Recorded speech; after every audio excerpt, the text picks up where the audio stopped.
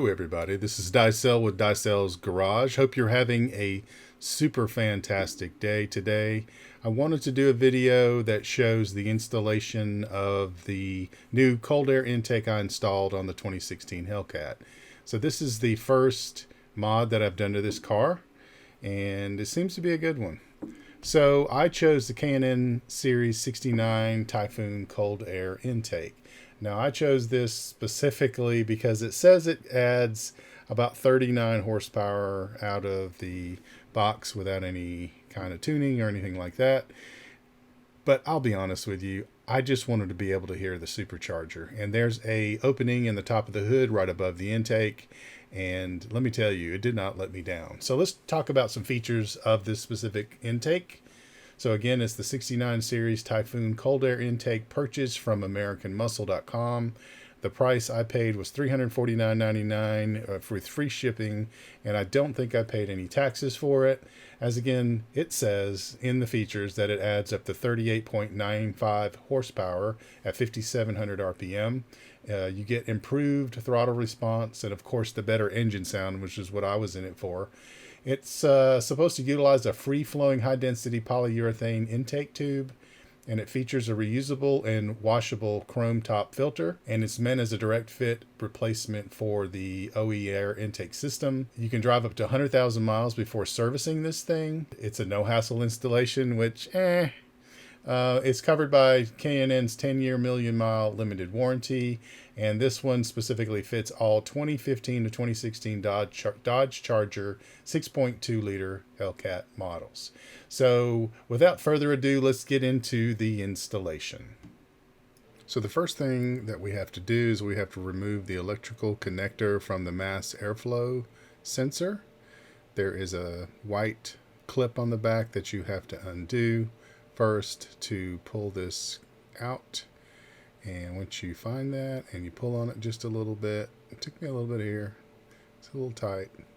Try not to break anything. You have to kind of be careful. Pull it out and set it to the side. It's I believe it's a 2-pin connector up out of the way.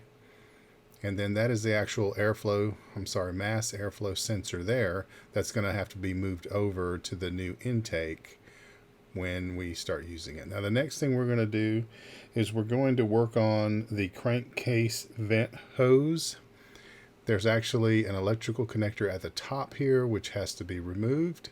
Move it to the side. Again, you can't mix these up because they're two different pin sizes. Now I had some issues with the hose there, and what I was worried about is it's fairly thin as it goes into the intake, and I didn't want to break it off. So I just wanted to double and triple check that you have to push the 2 pins and then pull it out. But there's an O-ring in there, and it hasn't ever been off before. So after messing with that for a while, I decided to move to something else. Again, I didn't want to break that piece off, so I started working on the hose clamps, or the banjo clamps as they call them over in the UK, getting them unattached so I could slide the old boot from the engine, so then I could lift the intake from the car on that side. Because what I had decided to do is go ahead and pull the crank vent hose from the head side, which it was fastened with 2 pins just like the other side, but it actually came off fairly easily. So next it was time to remove the 3 screws that were holding in the upper air box. You see there's 1, 2, 3 here. So I used just a flat head, but you could use a Phillips head as well to get all 3 of these out. And they were fairly long, so it took a little while. And this one's a little bit deeper. The third one's a little bit deeper in there. But you pull them out, get the screws out, and then you can lift the upper intake straight up, just like this. So I decided the next step wasn't going to go by the instructions. I actually was going to go ahead and take out the mass airflow sensor. I was banging this thing around pretty good, and I didn't want to mess it up. So this is actually a Torx T15 I had on the end of a 1/4-inch ratchet to get this out, and I was fairly careful with it because you don't want to bump this thing around, and I didn't, of course, want to have to go find a new one. And if this mass airflow sensor is messed up in any way, then it will cause your car to not run right, of course. So I was very careful in pulling it out. Again, let me reiterate, be very careful when you pull the mass airflow sensor out of the intake. In fact, I decided not even to touch it with my other hand. I just basically set it to the side somewhere where it wouldn't fall and wouldn't get damaged. So at this point, the upper air box, all the hoses, everything were disconnected, and you'll notice when this comes off that the vent tube is actually pulled off on the head side. Both electrical connectors are out of there, so you can go ahead and set this to the side. Now, according to the instructions, they say don't throw this away because you may want to put it back in if you sell the car.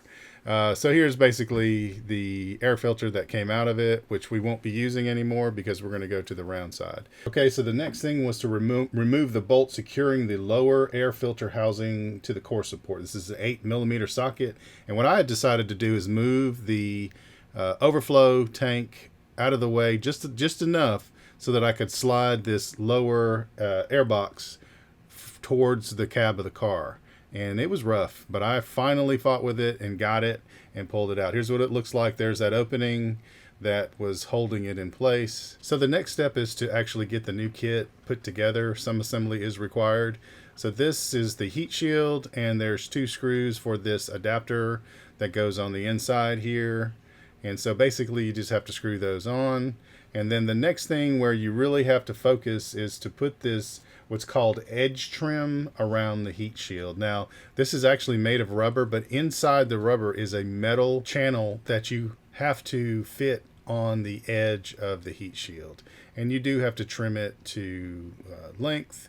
It's actually a pretty good fit, but you have to know that that metal is inside, because if you just put the rubber on and you don't get the metal on there, it's actually not going to stay where it needs to stay. But took a little while to get it on there. My fingers were sore a little bit, but once it was on there, it fit great, and I was very pleased with it.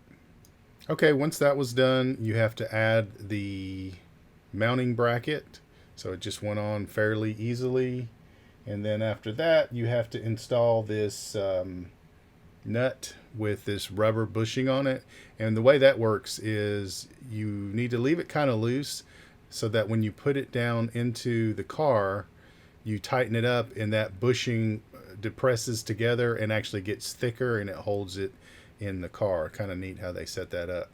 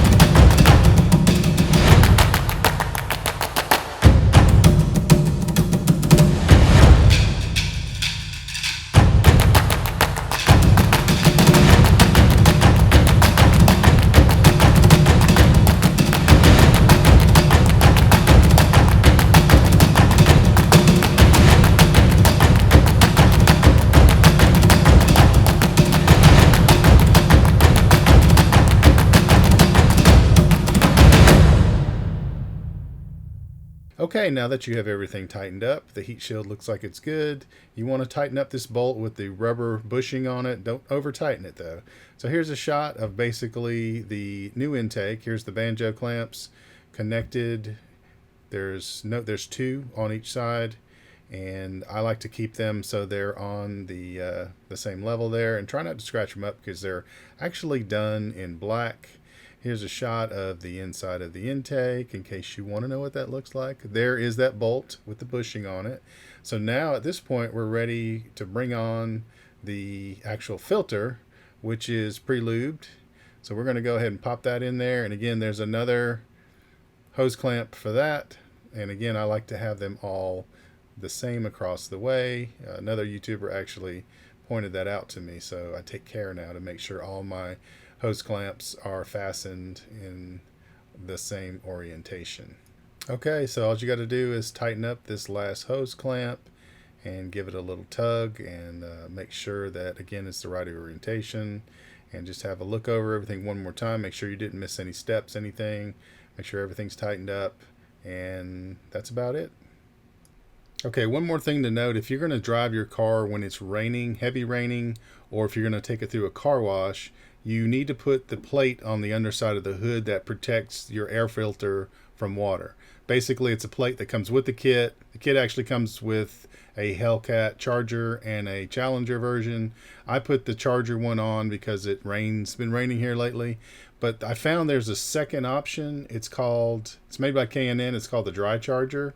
And what it is it's a black air filter wrap, and it comes with durable silicone treated polyester material with stitched elastic openings, and it's supposed to repel water, and it lasts for 1 to 2 years. I got mine off of Amazon with Prime for $39.99 with free shipping, and I'm going to go ahead and put that on there and take this plate back off so that I can hear my whine a little bit better. So this was one little thing I just wanted to make sure I brought up. You know, just put the plate on or buy the sock if you want to, so that you can just be sure that everything is protected and you don't get water in your intake.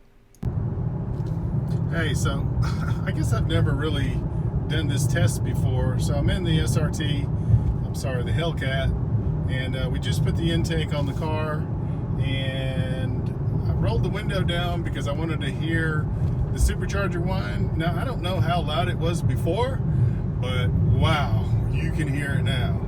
So let me flip her around here, and I'll let you guys listen. All right, guys, so listen to this.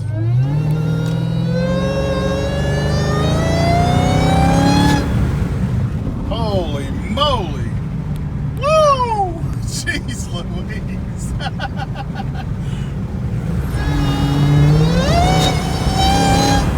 Wow! Okay, so I've only had the car 2 weeks. Yeah, I haven't had that much fun in it yet. So, yeah, this is pretty cool.